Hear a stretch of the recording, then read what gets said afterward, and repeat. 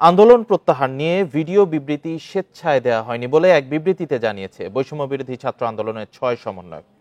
সকালে গণমাধ্যমে পাঠানো এক বিবৃতিতে এ কথা জানানো হয়। এতে দাবি করা হয়, বৈষম্য বিরোধী ছাত্র আন্দোলনের কোনো সিদ্ধান্ত ডিবি অফিস থেকে আসতে পারে না। প্রিয় নম্বর সেট করে বিকাশে সেন্ড মানি করুন ফ্রি।